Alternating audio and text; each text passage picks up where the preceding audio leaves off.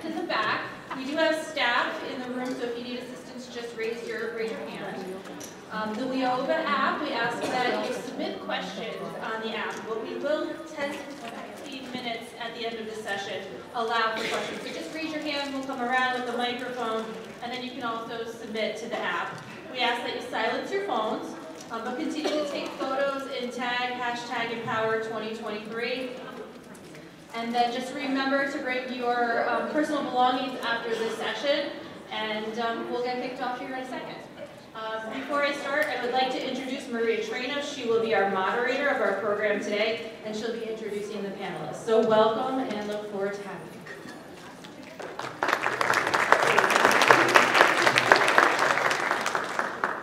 Thank you, Amy. Let me just adjust this, make sure you guys can hear me today. Thank you, panelists, for being here today. I'm so excited to hear what they have to say about leadership. Like Amy said, my name is Maria Trena, and I am ridiculously humbled to be standing up here with these incredible, powerful leaders at this table. My oh boy, has this been happening all day in here? Yeah. Should I start yelling? Is my Italian showing? Okay. So my background includes everything from growing up in a restaurant to being a graphic designer for nonprofits and large corporations in our area, to launching my own design and marketing firm exactly 10 years ago today. Today is our 10th anniversary. Finally from this table. But what I want you to know is that as a leader myself, I'm extremely humbled to be standing for this group. John Maxwell, an author, speaker, and pastor, says, "A speaker is one who knows the way, goes the way, and shows the way." I'd also like to add that a leader, if they don't know the way, will find someone who does. And if you're in this room today, I know that somewhere deep down, you believe you are a leader. And I know that you believe that you are surrounded by many leaders here today. Being a leader is not an easy job. Whether you're making decisions that impact thousands, or you're trying to set an example for your family, you are a leader. And being a leader is at the core. According to the Center for Creative Leadership, good leaders encompass 10 skills: integrity, the ability to delegate, communication, self-awareness, gratitude, learning agility, influence, empathy, courage, and respect. And I know our panel has a few more to add to this list, and I know that each of them embody these different character traits. And not because they were born with all of these character traits. These are things that we can learn. Being a leader is in action. We can cultivate these character traits. And I'm hoping that you will all learn something here today. So I'm excited to hear from our panel. I want to have real conversations about their personal roles as leaders, their personal philosophy, how they overcome challenges, and practical guidance for all of us in the audience, no matter your title. So without further ado, I'm going to let the panel quickly introduce themselves. Their full bios are in the app. If you're curious, you can go ahead and review them. Would you go ahead? Hello. Thank you for having me here this year. This is my second time at the Empower Conference, and I'm delighted to be here again. My name is Kim Trumgo, and I am the Chief Diversity, Equity, and Inclusion Officer at Geisinger. So thank you for having me. Thank you. Good morning, everyone. Thank you so much for coming out. It's really exciting to see so many women in the same room and to be able to speak with you today. My name is Danielle Weinshank. In my day job, I am a lead public affairs specialist at Chobihana Army Depot. And while I love what I do, I'm really more passionate about what I do in my free time, which is serve as a community leader. Primarily, I'm the Executive Vice Chair of the Leadership Lackawanna Board of Directors. I also serve on the Board of Directors at Cinderella's Closet and do some work very close to my heart for the NEPA Youth Shelter. I am truly humbled to be sitting alongside these amazing leaders who I respect so much, and can't wait to share my experiences with you today.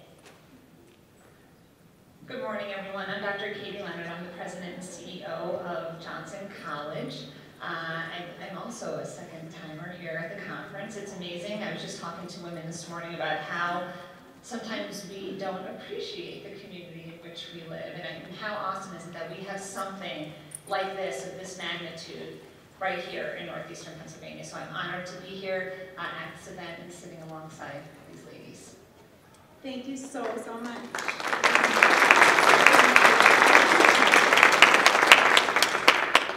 So to get things started, I want to dip into their past a little bit, and I want to invite our panelists to look back and identify a time in their lives that most identified them as a leader.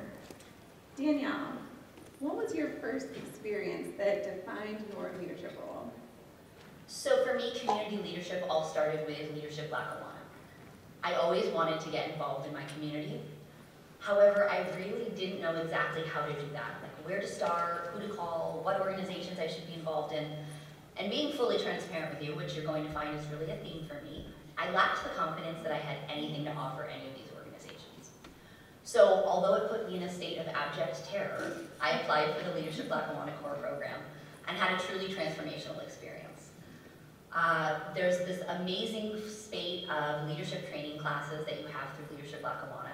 But more important, you get to do a community service project. And my team and I were charged with building a gazebo at the North Pocono Public Library. And there's 2 reasons why that was a really bad idea.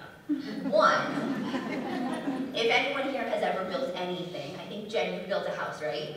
You know exactly how difficult it is to build things. 2, we were doing it in the middle of a global pandemic when we actually couldn't be together in any way, shape, or form. Through that 2-year experience, which by the way is only supposed to take 10 months, I found that my leadership skills were honed and had grown in a way that I don't think would have happened if I had just done a quick, easy project, renovated a park and moved on.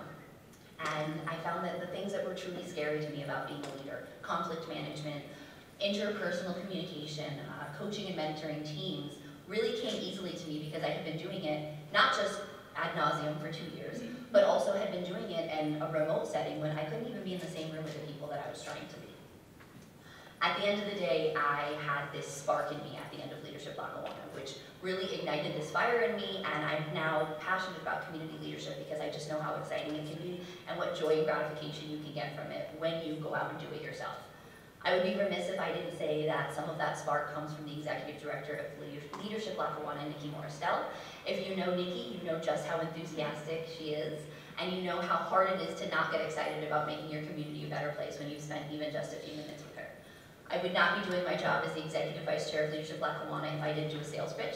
So I hope that some of you will consider getting involved in either Leadership Lackawanna or your own community leadership program. I see Jess from Leadership Northeast here. I know there's a Leadership Wyoming. Any of those programs, I guarantee you will make you a better person and a better leader. And if you'd like to talk about it after this, I would love to chew your ear off about how great it could be. Thank you, Danielle. That was really inspiring, how you talked about community and about how you're tying in an organization that already exists as a place to shine your leadership.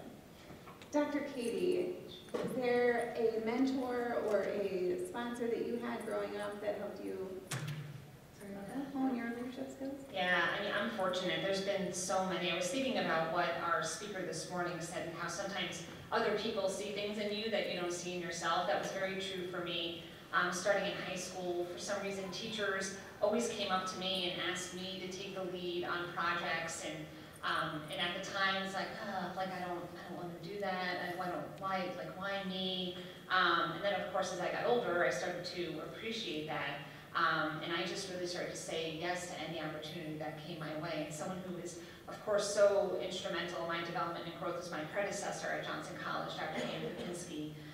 Just so proud to call her a mentor and a friend, and talk about someone who always said yes to opportunity, especially at times when it was still difficult, still is difficult for women today, but she certainly through her mentorship has made it easier for not just me but for a lot of women. And I can't stress the importance of having mentors at every stage of your life.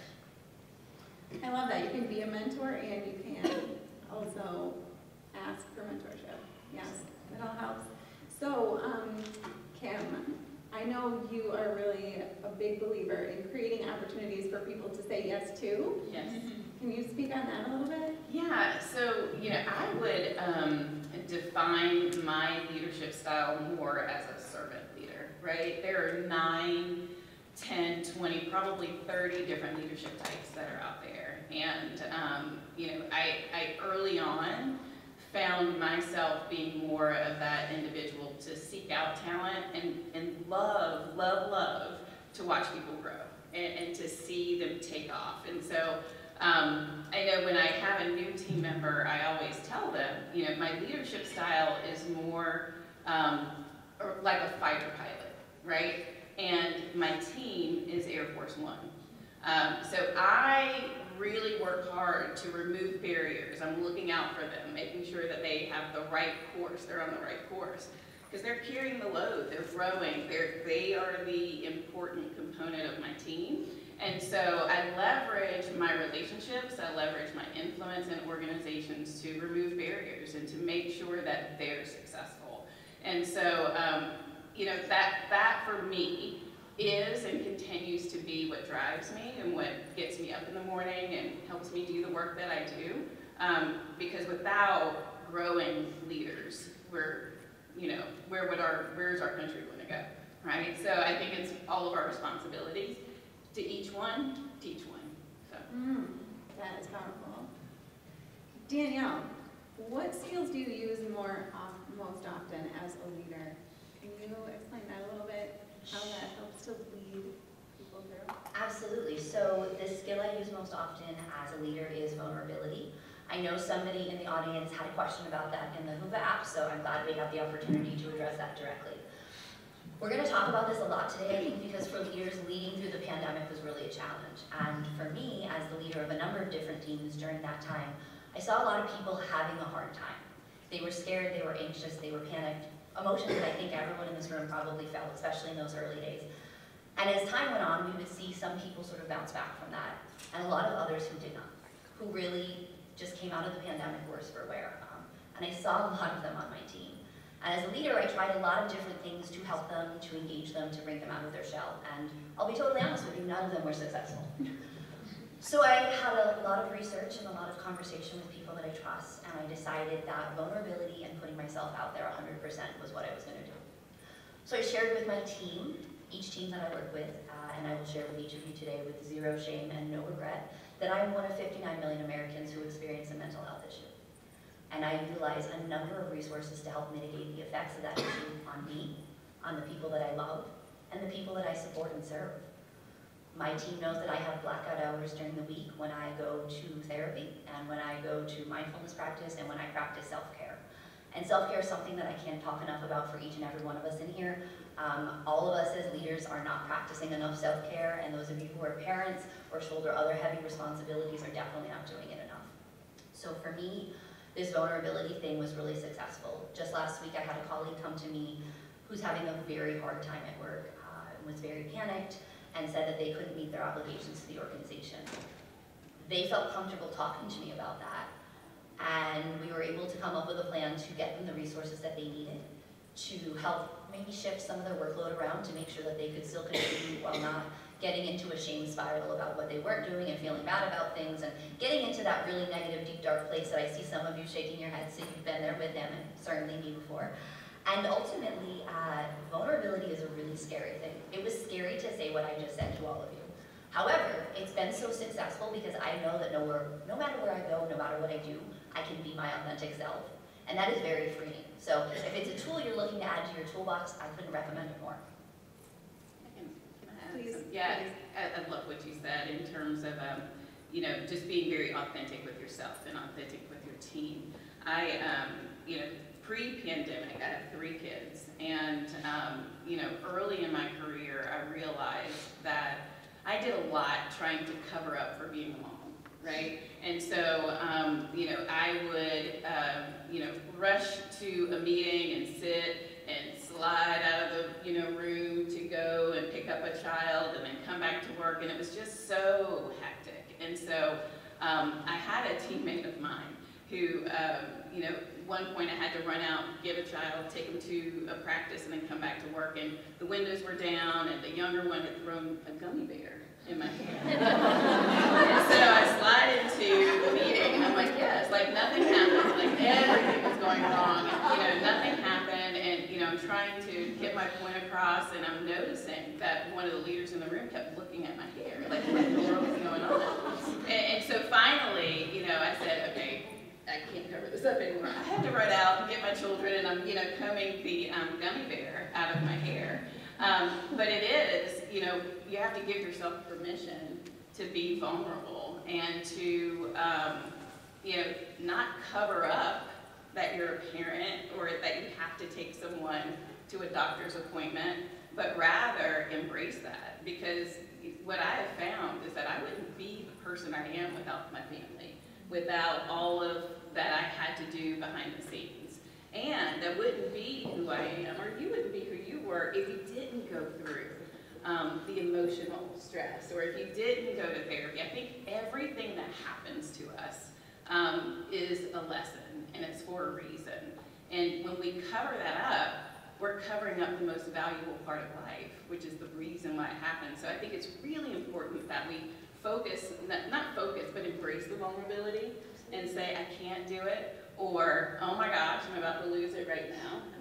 I think that's very important because it's not only a lesson for us individually, but it's a lesson for the people who are watching.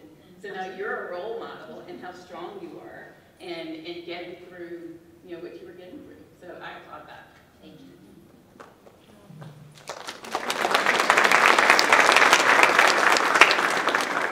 Dr. Katie, authentic leadership is really important to you.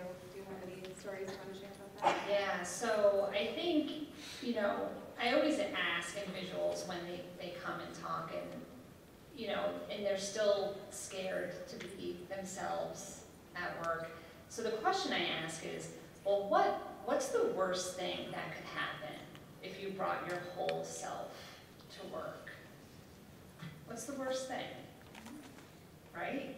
So it's not the end of the world if someone sees a funny side of you or a more serious side of you or a dark side of you, because in fact, it's in those quiet moments where true leadership happens, when you can give, maybe they're not able to give themselves permission. So if you give that person permission to be themselves in those quiet moments, in that space, and then watch them grow and blossom, that's leadership. I'm catching a theme here that to be a leader for others, it starts with being a leader for yourself. Does anyone want to speak to that a little bit? Yeah, well, I'm wearing a leather jacket today, and I have tattoos, and I'm really excited about the tattoo convention coming this weekend. You know, I do videos. I ask students what they want, you know, from their leader, and you know, I embarrassed myself and played guitar when I was learning on video, and I sent it out into the universe. It's, you know, and it's fun. And it helps me be my best self so I can help others be their best selves. And if they see me being goofy and they're like, okay, well, you know, she survived, no one's making fun of her. In fact, people think it's like kind of neat and cool that she can do that. Not the act itself, but just the fact that I'm willing to put myself out there like that. I think that helps others be more themselves. Absolutely.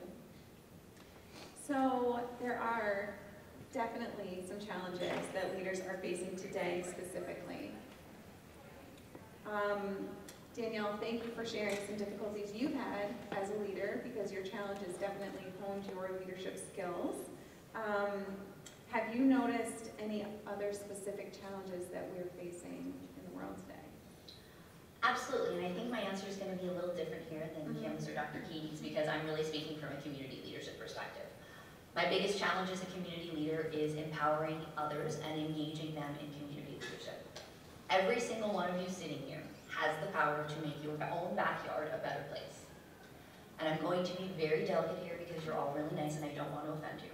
But it is extremely easy to complain about the State of the Union, and a lot harder to get off your couch or get out from behind Facebook and actually do something about it. So I want to do a quick exercise with you in the spirit of trying to overcome my own leadership challenge. Trust me, it's okay, it's safe, you're in a good space. I want you to close your eyes. I want you each to take a moment and imagine a cause that you are very passionate about. Maybe it's children's welfare, maybe it's the revitalization of old boats. I don't know, maybe it's animals. I work a lot with the NEPA youth shelter, so for me it's children who are experiencing homelessness. Give me a nod when you've got your cause. Okay, I think everybody's nodding, so go ahead and open your eyes. My challenge to you today is very simple. When you leave here, when you go home, maybe Saturday morning when you're having your coffee, I challenge you to look up organizations right in your own backyard that support that cause that you care about. And I want you to spend just half a minute thinking about how you can contribute to that organization. Whether it's your unique talents, because I know you have one, whether it's time as a volunteer, or maybe you could just throw some money at the problem. I guarantee you that whatever it is that you do is going to help the people who are trying to make Northeastern Pennsylvania a better place. It's going to make them successful. And I can confidently tell you that helping others is a really amazing feeling, and that the more that you do it, the more you get out of it, and at the end of the day, you're helping yourself more than you're helping others. So I really hope that you'll consider that when you leave here today.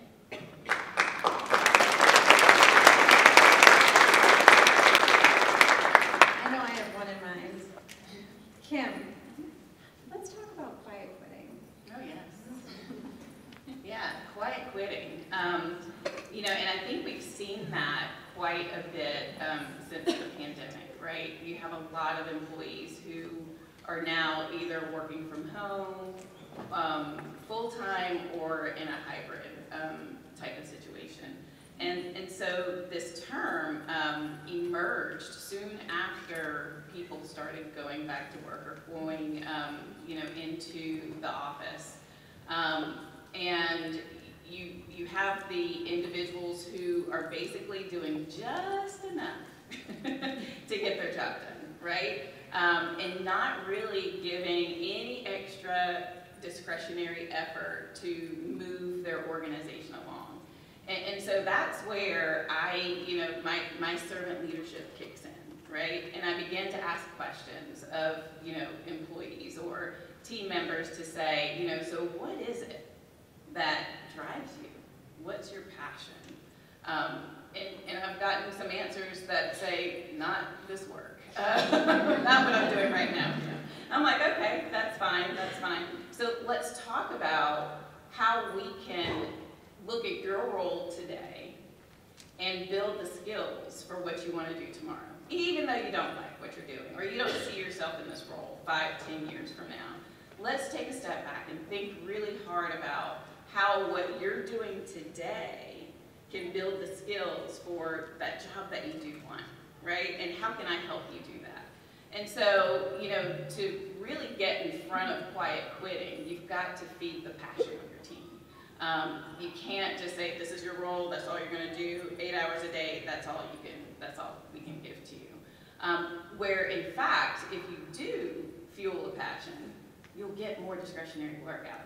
They'll give you more discretionary time. And commit to the cause, the project, the company, longer than you even expected. And so my approach has been always to identify what drives my team. What are those side passions that you have? What do you like? I don't know. Do you like playing the guitar? Or do you like doing TikTok in the evenings like I do? I know all the dances, by the way.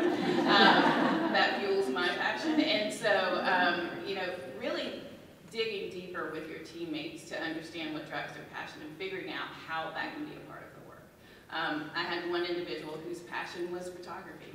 Loved photography. And would want to, leave at a certain time because of the blue light, I think is what it is, that you can get in the evenings. And so that was really important to him. And so we identified an opportunity for him to do more photography in his work, right? And talking about unconscious bias. Can you give us some pictures that we could use for our training?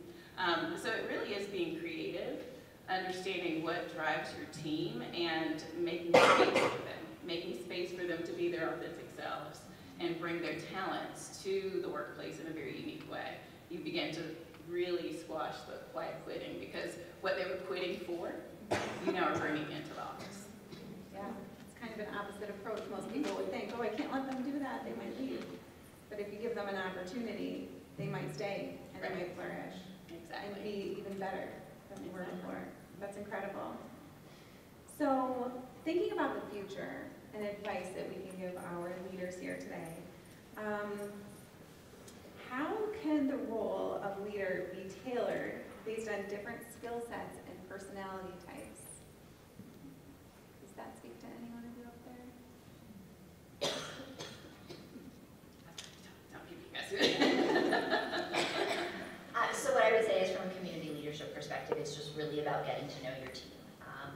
No matter who they are, no matter what they do, as you mentioned so astutely, there's something that drives them. And if you take the time to actually get to know who they are as people, get to know why they like the Ninja Turtles so much, get to know all of the unique and interesting things about these human beings, even if you don't like them, because let's be honest, we all have coworkers and colleagues that we're not super fond of. You can find ways to motivate them and engage them, exactly as Kim said. I mean, I don't think I could say it better than Kim, but I've worked for an awful lot of leaders, and very few of them have ever taken the opportunity to get to know me. And you know, I happen to be self-motivated, but I've seen a lot of people come in and out of the place that I work because they don't feel seen. And I think if we could do more of that as leaders, no matter what the space we're in is, we would be much more effective. That's great. Give me an example of how you might do that, specifically. So I have a colleague in one of my nonprofit organizations that is a particularly tough nut. Every email they send seems to be signed with a "screw you." And you know, you're like, hey, I'm a volunteer, and this is the treatment that I'm getting. So I really took the time to sit down with them, to get to know them, to learn why maybe they felt that they had to be so tacit in their communication. And we identified that they really don't have a lot of time on their hands. And they were very honest and authentic about the fact that what they're writing in email is very unimportant to them. So once I understood that and could share that with the rest of my board members, we all just learned to ignore their emails. You know, we don't take offense anymore. And we're not ignoring what they're saying, but we're ignoring the perhaps less than pleasant sentiment behind it. Because at the end of the day, we know that they're not trying to hurt our feelings. Curiosity and creativity, I think, is really huge. So funny you mentioned curiosity. I actually have a little tidbit on that if I can share. Yes, please. So Maria had asked us to share our best piece of advice for the audience, and I feel very much like an imposter in doing that because, you know, I'm not a president, I'm not a CEO. I don't know that I have a piece of leadership advice that's going to work for every single one of you. However, I do know somebody who does, and his name is Ted Lasso. Although he is a fictional character, my husband and friends can tell you that he is my personal hero. And frankly, he has taught me the most important thing I've ever learned in life, and I'd like to share that with you today. It is to be curious and not judgmental. And I want you to sit with that for a moment, because it's a really powerful but simple statement. As a leader, I believe it's our role to energize and engage and empower our teams, so that together we can collectively achieve our goals, whether it's getting a radar out the door at Chobihana Army Depot or pulling off an open house at the NEPA Youth Shelter. I've worked for a lot of leaders. Many of them have not been particularly successful because of that judgment piece. And in my experience, when we're trying to build teams and we're criticizing them, judging them, micromanaging them, and my personal favorite, creating a culture where the only acceptable answer to a question is, yes, boss, you are correct.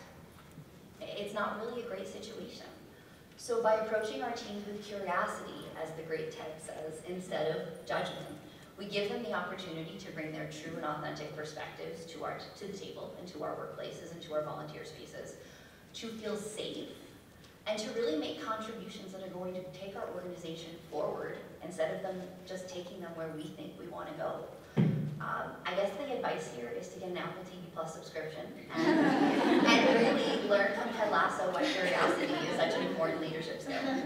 I second that. I absolutely second that. And if I could just add to that, I'm actually more of a Roy Kent gal. Oh. I can't quote him because every other word is the F word, so I won't say my favorite quote from Roy Kent, but I do have it on a mug, not at the office. But if I could just add to that, because I think you hit on something really important, and that is like the skill that I think has gotten lost in all of this, especially through COVID, is the skill of listening. You know, asking questions and really listening, not just to say like, okay, like this is part of a strategic planning process. I had to ask these series of questions. I got the answers. This is how we're going to apply it.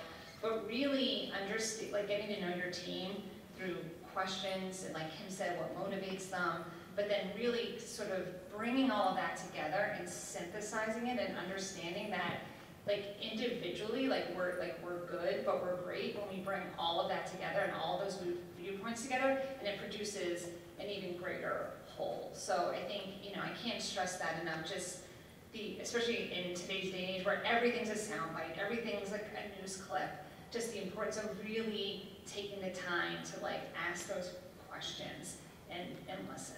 I love that, Katie. It reminds me of a ground rule that we use quite often at Geisinger when we're doing DE&I training or having difficult conversations. It's listen to understand, not listening to be understood, right? So you're pausing and really listening, and not only listening with your ears, but your eyes, looking at behavior and body, you know, motions and what's going on in that person's space. I think is really important. So I love that you listen, but listen to understand, not to be understood. And really emotional intelligence is probably the skill that I think all of us need to pull off the shelf, Daniel Goldman's book, and really sharpen our skills in emotional intelligence. And that is one of them, is listening. Yes, I was just going to say, individuals make up the whole. So how can emotional intelligence help us define our individual roles within that whole? How is being introspective a really important aspect of being a leader? You want me to? Yeah, absolutely. So, you know, when we think about who we are and how we affect change and impact an organization, we first need to start with ourselves. We need to understand who we are, where we come from, you know, reconcile with our identities, reconcile with what we want to be versus what we actually are, right? Not looking at other people's talents and saying, I want that talent and working hard to get to that talent, but really settling into who you are and understanding your strengths, your own strengths, and recognizing the value, right? That, that we just heard about, the value you bring, because it's very different and it doesn't mimic anything that anyone else can do. So I think we first need to start with ourselves. Then we look to others, because we can't understand anyone else until we know ourselves. And my mom always used to say, you know, you gotta love yourself before you expect anyone else to love you, right? You gotta value yourself before you can ever expect anyone else to value you. So you do self, and then you reach out to others and do a lot of what we've been talking about, is listening, being vulnerable, to be able to collect information, to collect thoughts from other people. And then we need to think about the structure of our organizations, right? So we do self, we focus on others, and then we can begin to focus on the organization and our team, our greater teams, to begin to help affect that change that we're looking for. You spoke a lot about values there. So corporations have values. Individuals can also have their own value proposition. Dr. Katie, would you like to speak a little bit more on that? Sure. So something that I value that we've talked a lot about is, you know, community. So I feel like that's something that I've always been seeking out. You know, as we've mentioned here, I feel like it's our responsibility to give back no matter what our community is, not just the physical place where you live, but the organizations in which we work, but the organizations for which we volunteer. It's a tremendous volunteer. All I ever wanted to do was like manage rock bands. And so for me, like that was going to be like my community.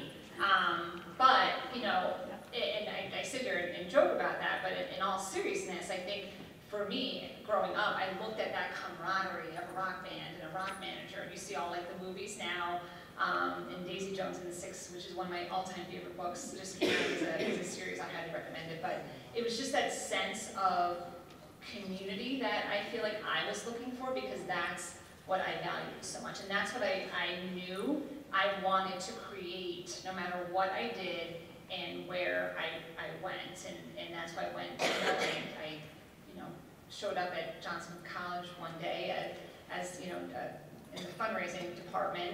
I felt at the moment I stepped on that campus. I felt it from the faculty, I felt it from the staff, I certainly felt it from Dr. Ann. It was a place where I felt like I was home. I felt like these are my people. I looked at the students, and and how hardworking they were, how humble they were. I got to work with our alumni, and I was like, this is what I want to help continue to build. So understanding like what you value is really important. Let's just say there's someone in the audience who knows their value and what they bring to the table, and they don't feel as though they're in a leadership role now that they would like to be. What kind of advice would you give someone who wants to level up inside their corporation? I can certainly take that. We get that question quite a bit. You know, I would recommend that employee look for informal leadership opportunities, both in the organization and in their community, right? You know, there are lots, you don't have to have the title of a manager, supervisor, director, CEO to be a leader.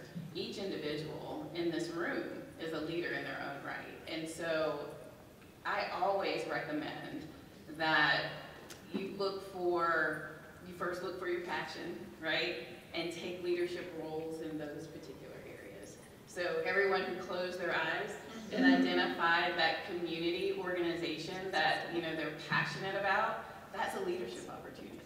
And I think we get so caught up in the title and less in the actions of a leader. You know, I think that's where the magic happens, is when you're leading without a title. That is powerful. Something we can all grab onto. How about if you are tasked with making a difficult decision in your leadership role, maybe a decision where you don't feel comfortable or confident making it on your own? You know, we all get stuck in those moments. What do you do when you have to make a decision and you're not sure which way to go? I get on TikTok. Well, that's it. I'm sorry, just kidding. Yeah, I'll give it to what is it? I go for a hike. Or the rock band. Yeah, I go for a hike, play the guitar. But in all seriousness, I think it's really important, you know, especially in nonprofit organizations, we all have board of directors. And I think we sometimes don't spend enough time developing our own personal board of directors. So I have my own personal board of directors. They are not on the Johnson College board of directors. These are individuals that, you know, are sort of Team Katie first and foremost. That I know that in those difficult moments, I can just, again, be myself, put it all out there, and they're going to give me the objective advice that I need. So again, networking, mentoring, and developing your own personal board of directors. Absolutely, yeah, and I will add to that, the board of directors is absolutely good, but I go to my board, my mentors, my friends who have experienced this. You know, I try to come up with several different options and know what the output or the impact is going to be with each one of those difficult decisions. And the higher you get in an organization, one of the impacts is going to be, you know, the, what do they call it, the optics, right? And sometimes you have to make a difficult decision that, you know, will have an optic that might not be too popular, right? So it's the right decision, but it's an optic that's not going to go over well with influencers in an organization. And so I think at those times it's really important to really lean on your board of directors and to you know, get different perspectives. But it also requires courage, you know. So if it's the right decision, it's the right decision, and you're going to have to manage through those optics. But it really is just definitely important to think about the pros and the cons, and how you're going to navigate those. And don't undervalue, like, trusting your gut. You know, before you go to that board of directors, I think you know down what the right path is. As Kim said, like, you know, you have those options, you sort of weight it, you know, and it's more, they're there more as like that sounding board, maybe sometimes validation, especially in those difficult moments. But don't underestimate that gut feeling. It takes courage to do that, and it takes courage to ask for help too. That's really powerful. How about work-life balance as a leader? I feel like when we think of leadership, we think of the balance being more shifted toward work and less toward family life. How do you balance that? Danielle, I'll throw that one at you in the community aspect. Sure. So I work a full-time job, and I also serve on 3 nonprofit boards. So as you can imagine, there's not a lot of free time on my plate. I'm lucky that I have a husband that likes to do those things. Otherwise, we would never ever see each other. He's actually here today because otherwise we would never see each other today. So for me, it's really just about being very intentional about my time. I've already mentioned that I have, carved out periods of my week where there are things that I have to do for me. I have to go to therapy. I have to do my self-care. I have to walk my dogs. I have to snuggle my best friend, who is my cat Lola. Sorry, Keith. He already knew, guys. He already knew. And for me, it's really just about going back to that calendar. What are the things I absolutely have to do this week? What are the things that I can delegate to others? And what are the things that maybe can fall off the plate? And, there's very little consequence. And sometimes I absolutely pick taking a long walk outside instead of responding to an email to Amy from the chamber. And I know that as a mom and someone that has a lot on her plate, she totally understands that. Do you both? Yeah, I don't have balance. I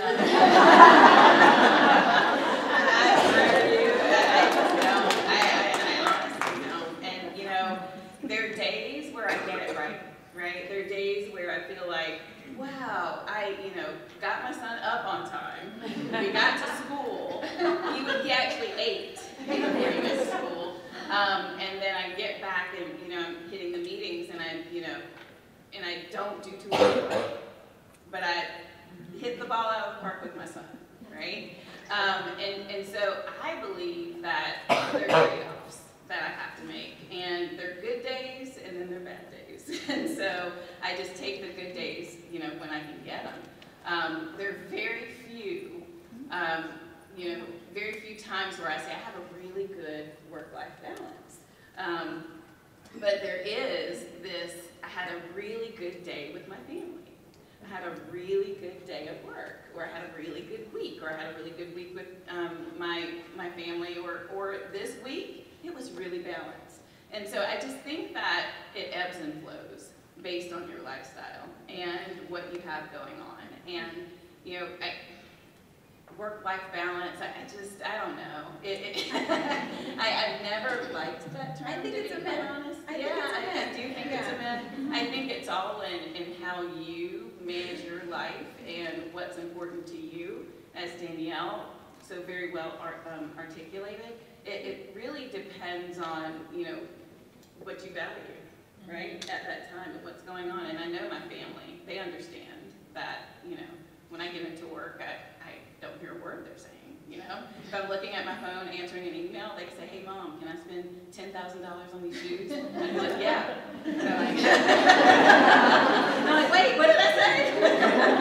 So they know how important my work is for me and that it drives me, it's my passion. But then I also know that people at work know how important my kids are to me. And they know they're my passion. And so I think it's all in the day, the time of year, and what's going on where I actually am. Yeah, the saying I don't like is having it all, right? Can women have it all? And I think it goes back to what we just talked about. Like, what does having it all mean to you? And then it gets easier to say no. So that's something I struggled with early on in my career. Like, all these opportunities come your way. You want to say yes, you want to say yes, you want to say yes, and I'm a big advocate in that. But you have to know, again, it goes back to knowing yourself. Is it going to fill you up? Is it going to advance you to where you want to go, to your next goal? In that way, saying no, then it gets a little easier because you're moving closer to, again, bringing your whole authentic self, whether it's to work or making sure that it stays that way with your family. Wow. You guys have been a wealth of knowledge today. Thank you so much for sharing all of your goodies. I don't think we're done. We have time for questions, maybe? Yeah? Anybody have any questions? Any questions? Do you need a microphone? Are there any questions? From the app, there was one that got 4 likes. What do you think are the biggest challenges facing female leaders today?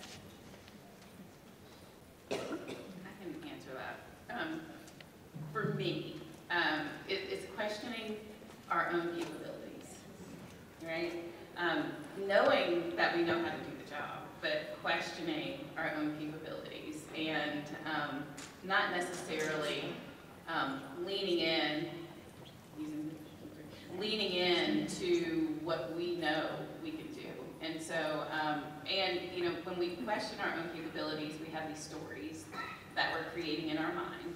Our insecurities become closer. We see them more pronounced than we wouldn't ordinarily do. And we create these stories that probably don't even exist. An example that I have is I had one of our doctors call me and say, I think my skills are I think I'm undervalued, and my leader doesn't believe in my skills. And I'm like, okay, so what led you to that conclusion? She said he sent an email out to all of us to be on an interview panel and to hire a new physician in that clinic. And I immediately replied and said, yes, I would love to. I'd love to volunteer and help interview this person. 3 weeks go by, and the doctor sends out another email that says, hey, I'm still looking for volunteers. And she came to me and said, I sent him the email 3 weeks ago that I would like to do it. And I said, well, what did he say when you told him that you'd sent an email? She was like, I didn't ask him. I was like, really? I was like, so, and she's like, I didn't ask him because I just think that he doesn't value my skills. I was like, well, coming from a person who gets 100+ emails a day, pretty sure he may not have seen it. I would like for you to go back and ask him, hey, I would like to volunteer. Did you see my email? I'd love to help you with this role. And she's like, well, what if he says that he saw it and he truly ignored it? I was like, well, have the conversation. Ask him why. Why he didn't, accept your volunteer. So she goes back, and a week later she comes back to me and says, so I'm on the volunteer. I'm on the committee. I'm on the interview committee. I'm like, so what did he say when he overlooked, when you told him about the email? She said, you were right. He overlooked it, right? So she's telling herself this story that she's not good enough, or she's being undervalued, when in fact, he didn't see the email. He just overlooked it. And so I think that when we begin to, allow these stories, or ants, what I call them, what are they, annoying negative thoughts? Automatic. Yeah. I call them annoying. And so when we allow those thoughts to get in our head, that becomes our greatest leadership challenge. We become our own challenge in leadership. And so I think that's one of the areas that I hope we all focus on and learn to overcome. That ties into the emotional intelligence. Okay, that's it. Thank you all so much.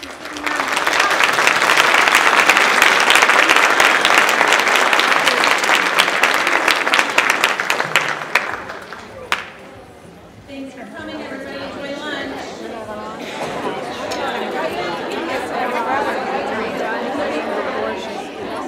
Setting up